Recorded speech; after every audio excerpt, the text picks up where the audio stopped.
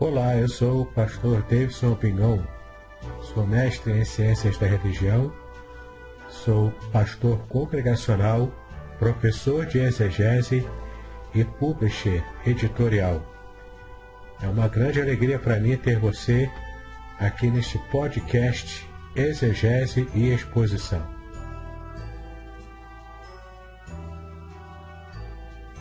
Participe! Sugira novos temas para que eu esteja tratando aqui nos podcasts. Eu quero aproveitar para convidá-lo também a assinar o meu canal do YouTube, especialmente para ter acesso à playlist Exegese e Exposição, onde há vários vídeos que você pode ampliar ainda mais o seu conhecimento bíblico. Se você quiser, também tem um grupo do Telegram, chamado Exegese e Exposição. Há também cursos gratuitos meus na plataforma Udemy. É só você acessar e participar desses cursos gratuitos. E no final você ainda consegue um certificado de conclusão desses cursos. Vale muito a pena. E um curso muito especial que eu quero chamar a sua atenção é o curso Introdução à Exegese Bíblica. Nesse curso, eu te ensino passo a passo da metodologia exegética usada pelos profissionais da área. Eu tenho a certeza de que você será muito edificado ao conhecer o passo a passo desse método de exegese bíblica. É importante você saber que para fazer esse curso, não há necessidade de conhecer grego e hebraico. Na verdade, você pode usar o conhecimento das línguas originais da Bíblia, caso você já o tenha, mas não é uma condição essencial para que você possa fazer o curso. Então, vale a pena conhecê-lo. Clique no link que está na descrição deste podcast.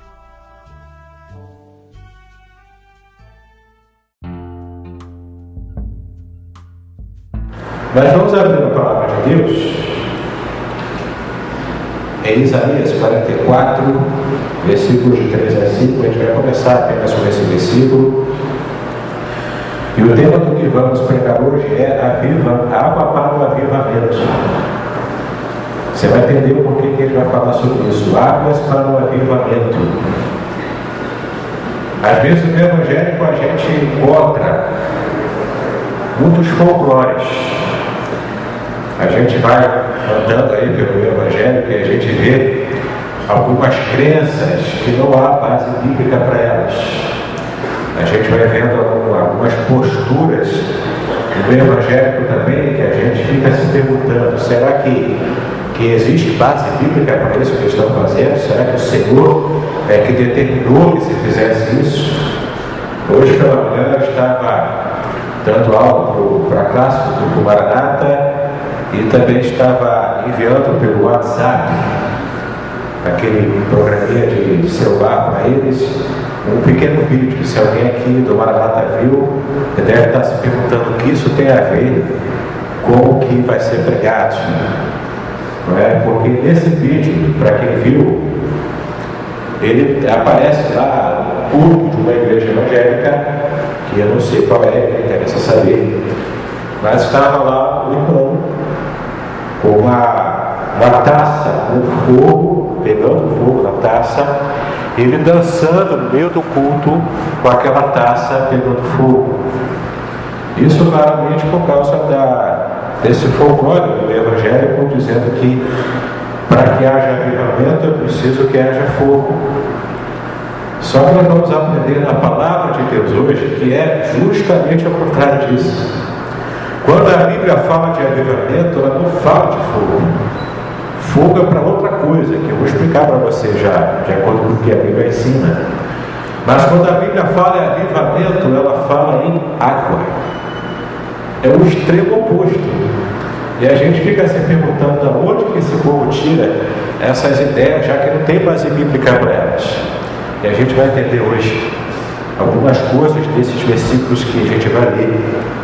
Inclusive o cumprimento de uma profecia que já está começando a acontecer debaixo dos nossos olhos.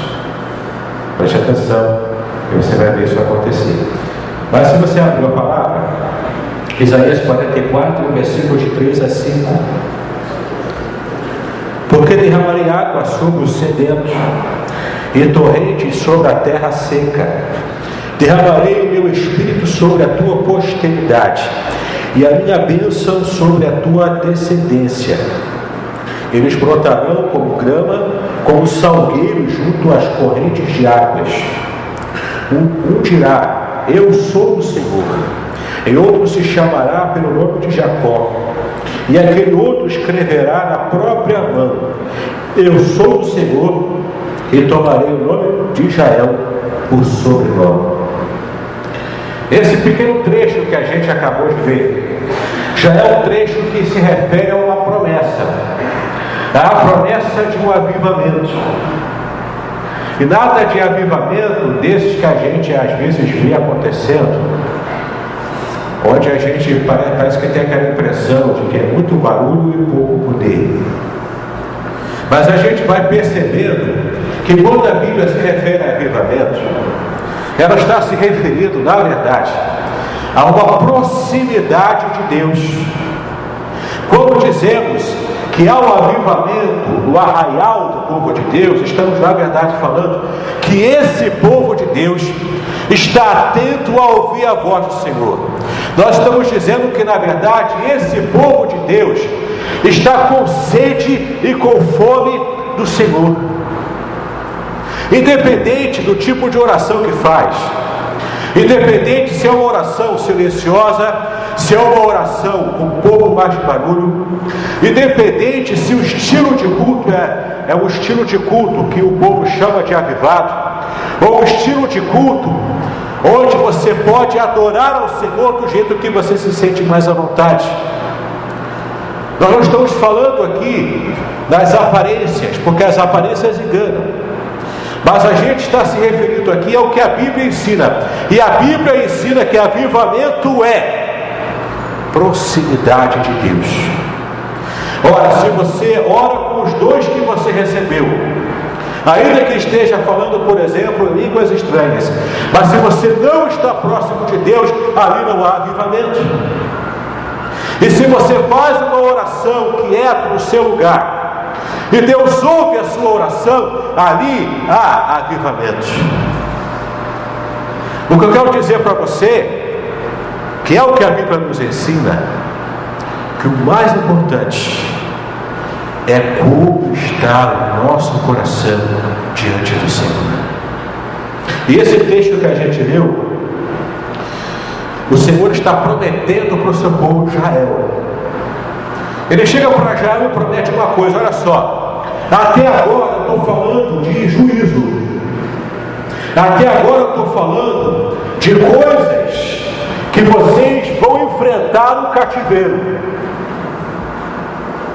mas vai chegar um dia em que até desse cativeiro, que foi uma das piores experiências que Israel teve, quando chegar o término desse cativeiro, eu vou derramar um avivamento sobre Israel. Eu que trouxe o juízo, que trouxe a mão pesada, que trouxe o cativeiro, eu vou trazer para o meu povo que eu amo. Porque se você perceber aqui no versículo 2, assim diz o Senhor que te criou e te formou desde o ventre e que te ajudará. Não temas, ó Jacó, servo meu, e tu, Jesurum, a quem escolhi. Jesurum significa o amado, dizendo que Israel era amada por Deus. Era um apelido carinhoso que Deus deu para o seu povo. Então ele está falando o seguinte: eu amo tanto vocês, mas eu amo tanto vocês, que ainda que eu esteja castigando agora, vai chegar um dia em que, em vez do fogo do juízo, vocês vão receber a água do avivamento. Porque quando a Bíblia se refere a fogo, ela geralmente se refere a juízo. Quando a Bíblia fala de fogo, ela fala de juízo, porque o fogo depura. O ouro, quando você quer provar o ouro, você joga esse ouro no fogo e espera um tempo. Se esse ouro se consumir, é porque não é ouro, é o ouro do Paraguai. Mas se for ouro de verdade, ele não vai se consumir. ele vai derreter, você pode fazer depois o molde que você quiser colocar nele, mas o ouro de verdade não se consome no fogo. O fogo ele também é símbolo de purificação em alguns contextos da palavra de Deus, mas principalmente o fogo aparece na Bíblia como juízo e não como avivamento. Então de nada adianta aquele nosso irmão colocar o fogo numa pira e começar a dançar. Não é aquilo que traz o avivamento. O que traz o avivamento é quando você se aproxima de Deus com o coração aberto, com o coração contrito. É como Jesus disse para a mulher samaritana, que o nosso Pai, Ele está procurando. Ele não está procurando um teólogo, Ele não está procurando pessoas que fazem, acontecem, que cura, que faz milagre, que faz isso, que faz aquilo. O que é que o Senhor está procurando, igreja? Adoradores. Ele está procurando adoradores que simplesmente se colocam com o coração contrito na presença dele, porque são adoradores que o adorem em espírito e em verdade. E esse texto fala que, olha que interessante, eu derramarei água sobre os sedentos e torrentes sobre a terra seca. A terra está seca, ela está cheia de fissuras, porque ela está seca. Mas sobre essa terra o Senhor vai derramar o quê? A água. Quem estava com sede vai poder beber água. Isaías 55, versículo 1, lá diz o seguinte: venha você que está com sede, beba de graça da água da vida. Por que ele fala isso? Parece que é uma profecia do que vai acontecer no futuro, porque no futuro próximo a água do nosso planeta está ficando escassa. E nas gerações que virão após nós, se Jesus não voltar antes, as gerações que vierem depois da nossa, preparem os seus filhos e os seus netos, porque eles vão comprar água a peso de ouro, porque a água já está começando a faltar no nosso planeta. Parece que o texto de Isaías 55 já se refere a isso, porque ele fala: você vai poder beber água sem pagar um centavo por ela.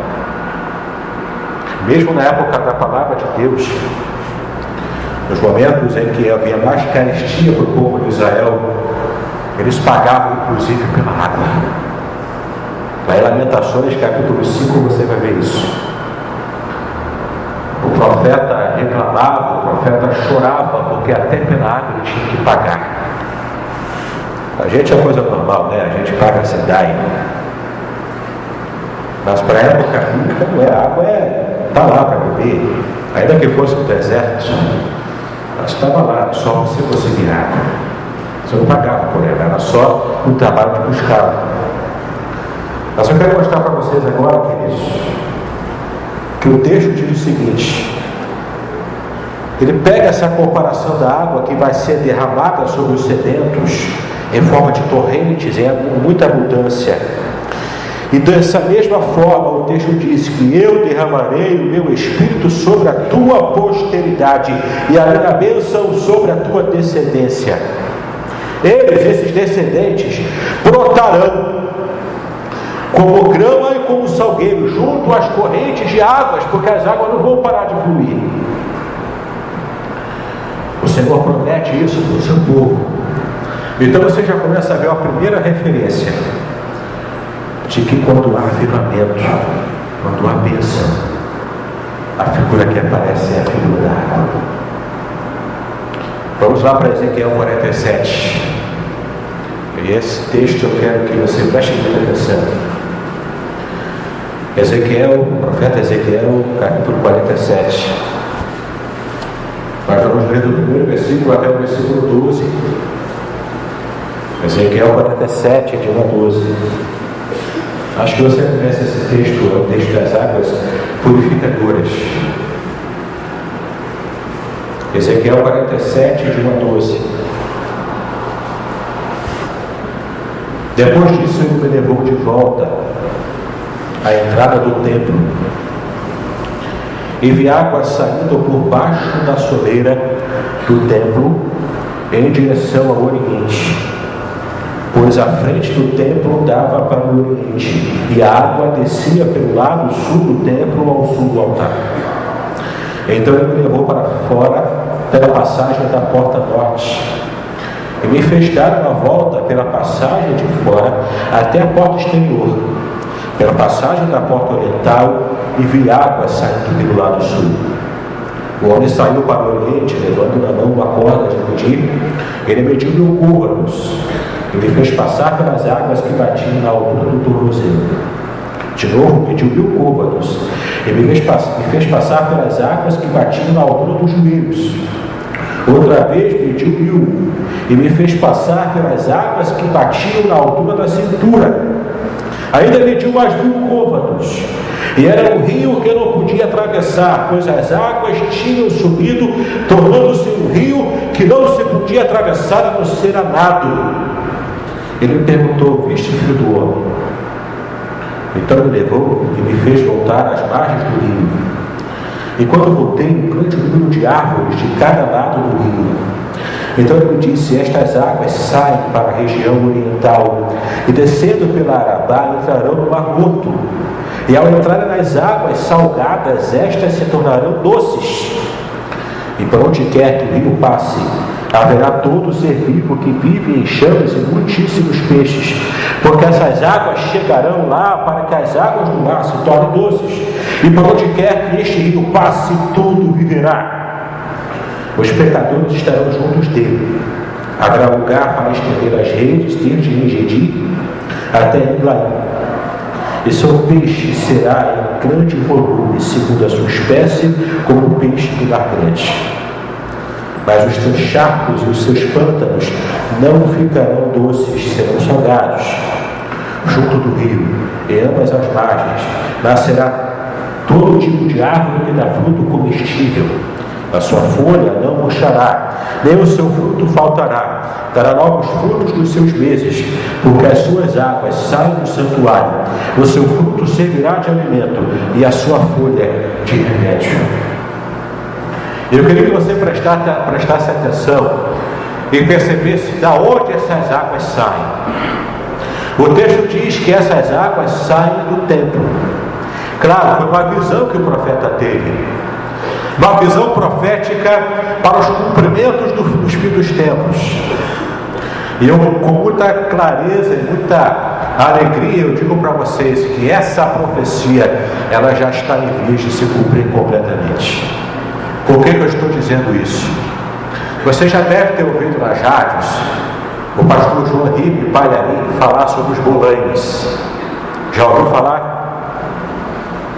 Pois eu quero mostrar para vocês aqui o que são esses bolaimes.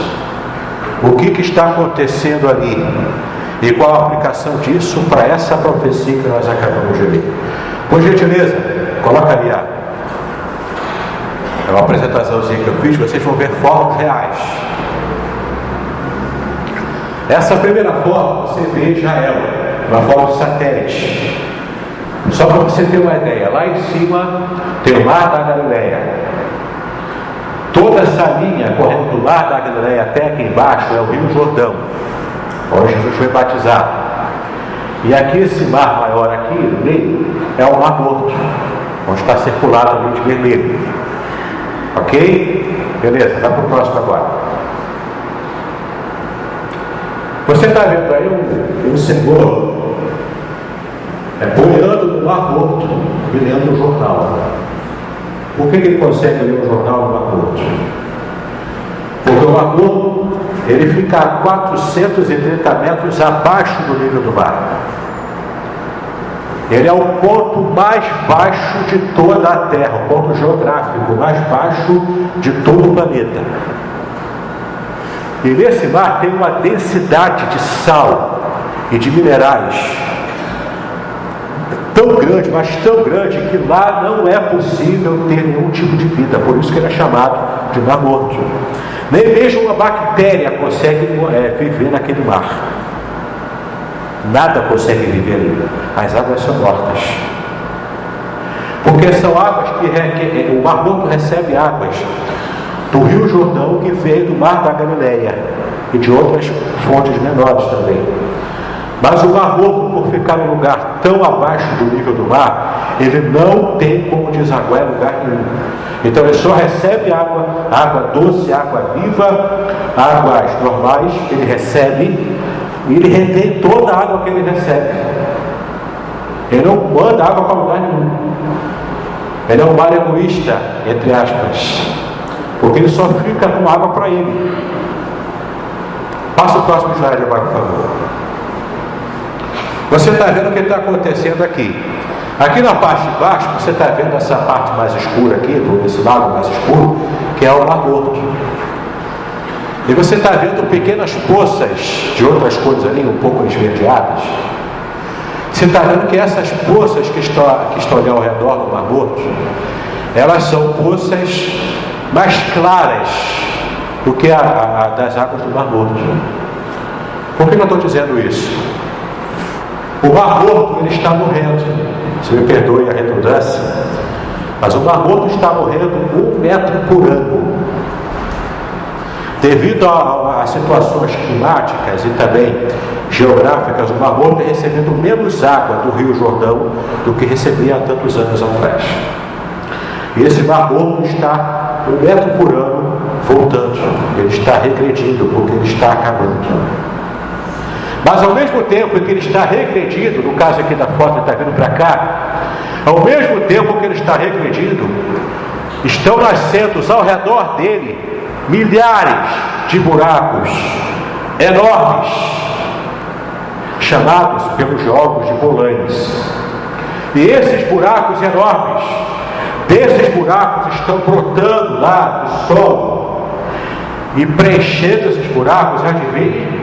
Águas doces, águas perfeitamente potáveis, águas que têm vida. Já tem peixe nessas pequenas poças que parecem que são pequenas, mas são grandes para o nosso tipo de tamanho. Você vai percebendo que Deus já começou a trabalhar para revitalizar, como a gente leu aqui em Ezequiel 47, para revitalizar esse mar que ainda é morto. Próximo slide, por gentileza. Você vai ver outra foto aqui. Esse aqui é o Bolaine. É um Bolaine visto mais de perto. Você percebe que de toda essa região árida e montanhosa, de deserto puro, Deus está fazendo brotar da terra água doce, para depois do tempo sarar as águas do Mar Morto. Próximo slide, por gentileza. É uma foto vista de cima. Mar Morto regredindo. Está vendo aqui aquelas linhas da praia do Mar Morto? É 1 metro por ano que ele está regredindo. E aqui ao redor dele, as polanes que já tem águas vivas, que com o tempo, com o passar dos anos, elas vão revitalizar o Mar Morto. Próximo slide, por gentileza. Aqui alguns dados técnicos de geologia. Mais de 1000 buracos com água doce ao longo da costa ocidental do Mar Morto desde 1980. Mais de 75% deles desde 1997. A aceleração dos últimos anos é de 150 a 200 buracos por ano, com um diâmetro de mais de 7 metros cada um. Formação, que é a dissolução de camadas de sal que estavam abaixo do Mar Morto, lá na base do Mar Morto, de mais de 10.000 anos de idade. Isso é geólogo que está falando. Não é pastor que está espiritualizando o negócio, não. É um geólogo cientista que falou isso. Essas camadas de sal, de sedimentos de sal já cristalizados, têm mais de 10.000 anos. Ok? Enterradas a uma profundidade de 20 a 70 metros abaixo da superfície. O Mar Morto já é, a superfície dele já é abaixo do nível do mar. Ainda é mais abaixo ainda da superfície desse Mar Morto, que tem essa crosta de sal que tem mais de 10.000 anos de idade. Próximo slide, por favor. O fenômeno hidrológico inteiro é uma reação em cadeia. que é a extração intensiva de água doce por parte do Mar Morto, que ele recebe água, nunca doa nada para ninguém, recua para leste na costa do lago, a modificação do sistema de águas subterrâneas e a formação dos molares. O Mar Morto está morrendo, como eu já disse, com o recuo de 1 metro por ano. Obrigado, querido. Você vai percebendo aqui o que Deus está fazendo. Nós não podemos dizer que esses molares, essas poças de água, é que vão realmente curar o Mar Morto e que vai ser assim o cumprimento da profecia. Mas está muito cedo para a gente falar isso. Até porque também a profecia, sendo entendida literalmente, não são poças, mas é um rio que vai correr. É um rio que vai ter que correr, e esse rio, por onde passar, árvores vão nascendo, animais vão se criando ali, uma vida vai nascendo dali. O que eu quero mostrar para vocês, queridos, independente de qual for a interpretação correta e de como de fato Deus vai fazer isso acontecer, um dia, o Mar Morto que já está morrendo, um dia, aquela região vai se tornar água completamente limpa, e você vai poder ir para lá, fazer uma viagem para Israel e pescar ali, porque o nosso Deus é maravilhoso e Ele faz milagres onde a gente menos espera. Voltando aqui a nossa compreensão sobre a água e trazendo esse conhecimento do avivamento ligado à água. Abra lá em João, capítulo 7. Evangelho de João, capítulo 7, versículo 37 até o 39. João, capítulo 7, de 37 a 39.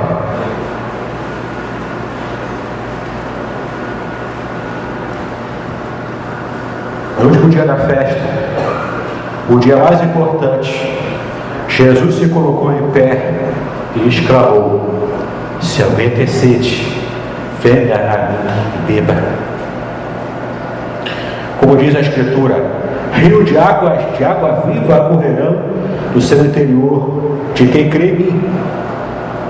E ele disse, referindo-se ao Espírito, que os que nele crescem haveriam de receber, porque o Espírito ainda não havia sido dado, pois Jesus ainda não fora glorificado.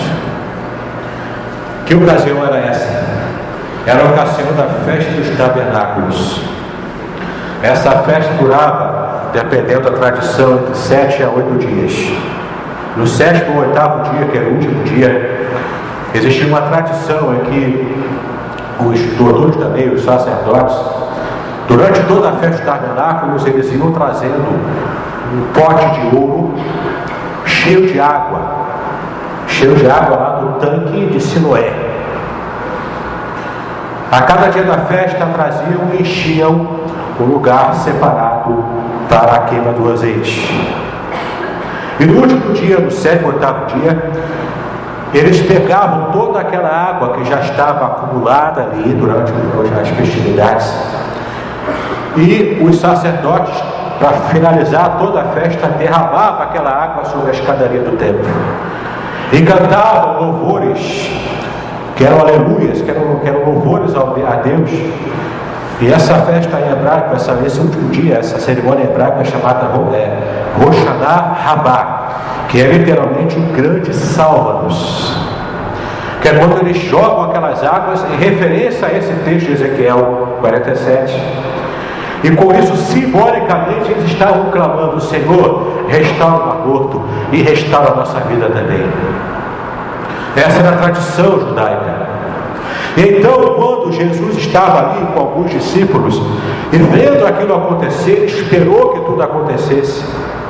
E durante o burburinho daquela festa, aquela multidão ali reunida, o texto grego, eu estive olhando o texto grego, e o verbo que aparece ali não é de sentar e falar como ele fazia sempre, mas o texto diz que Jesus se levantou e começou a gritar, começou a falar alto, começou a gritar. Por quê? Porque ele queria que toda aquela multidão participante da festa dos tabernáculos, já terminando toda aquela festividade, ele queria que toda aquela multidão entendesse que se cresce nele, rio de águas vivas brotariam do seu interior.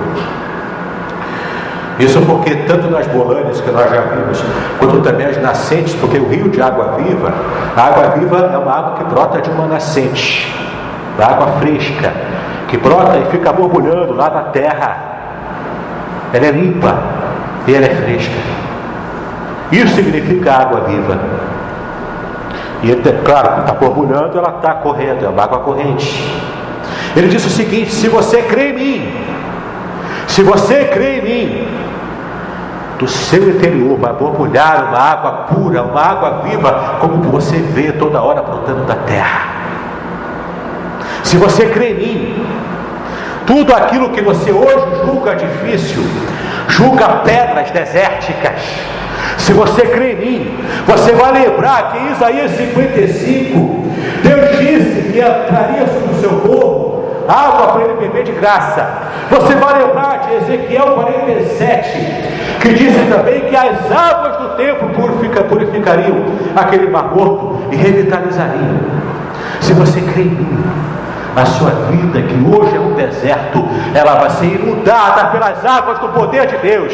Isso é avivamento, isso é graça de Deus, isso é a bênção do Senhor sobre a nossa vida. O texto continua. Porque olha como ele fala aqui, versículo 38, como diz as escrituras: rios de água viva correrão do interior de quem crê em mim.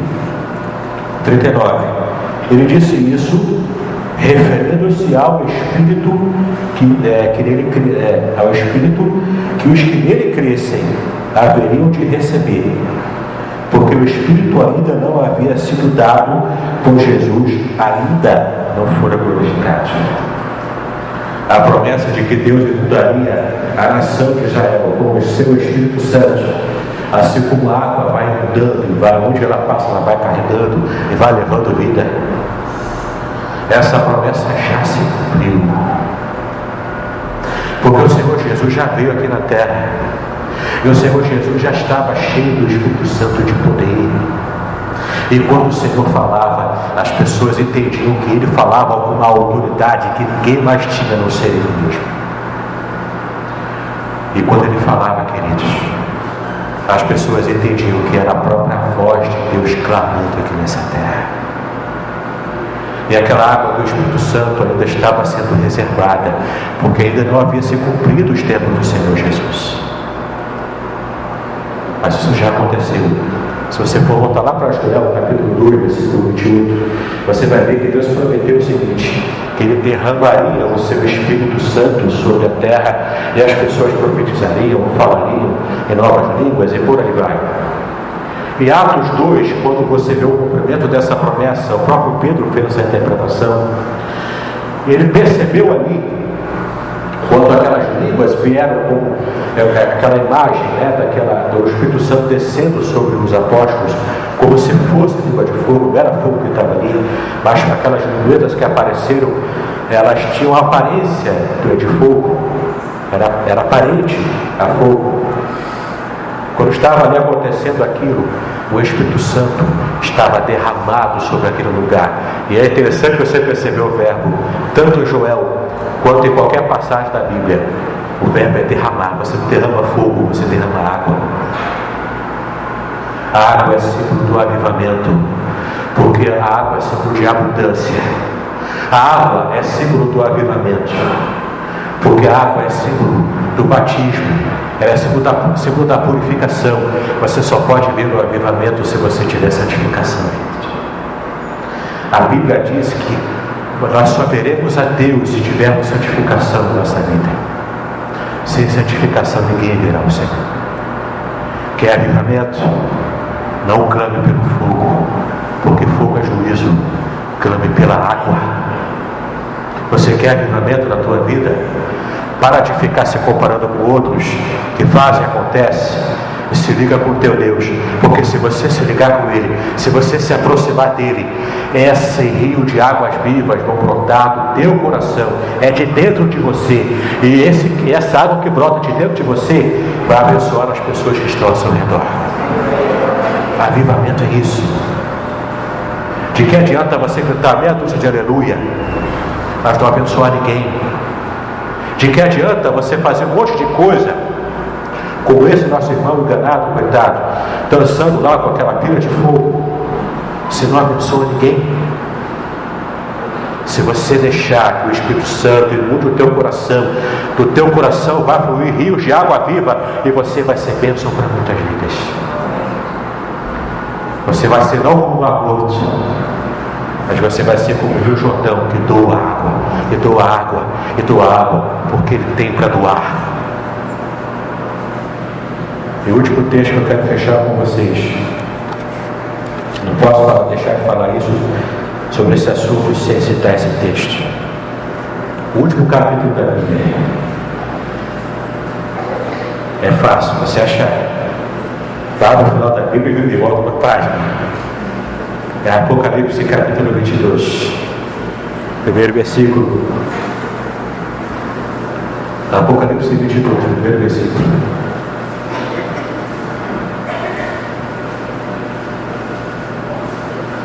Então o anjo mostrou o rio da água da vida, claro como cristal, que saiu do trono de Deus e do Cordeiro, no meio da praça da cidade. De ambos os lados do rio estava a árvore da vida, que produz 12 frutos de mês em mês, e as folhas da árvore são para a cura das nações. Ali jamais haverá maldição. Nela estará o trono de Deus e do Cordeiro, seus servos o servirão, e verão a sua face, e na testa deles estará o seu nome. Não haverá mais noite, não precisarão de luz ou de lâmpada, nem da luz do sol, porque o Senhor Deus os iluminará, e eles reinarão pelos séculos dos séculos. Hoje nós clamamos por avivamento. Mas quando tudo isso se cumprir, quando todas essas profecias serem apenas história, lá nos céus, eu não vou precisar de avivamento. Lá nos céus, eu não vou precisar clamar para que Deus derrame água de avivamento sobre a minha vida, porque lá no céu eu não vou ter avivamento, eu vou ter restauração. Restauração desse rio puro que tinha lá no Éden e que a gente perdeu porque Adão e Eva comeram do fruto proibido, e a gente que eu digo a humanidade, a gente está vivendo todos esses séculos e milênios longe do paraíso, longe de Deus, longe daquilo que o Senhor criou com tanto amor para a gente. Lá no céu não vou precisar de avivamento, porque lá vai ser tudo restaurado. Aquilo que meus pais perderam no Éden, a árvore da vida, ela vai estar acessível para mim quando eu chegar lá. Esse rio que corre como cristal, um rio limpo, um rio fresco, um rio de vida, ele vai estar à minha disposição. Nem luz eu vou precisar, porque o próprio Deus vai me iluminar. Tudo que hoje é escuridão, tudo que hoje é treva, há um rio de águas vivas, e esse rio é Deus em que nos dá.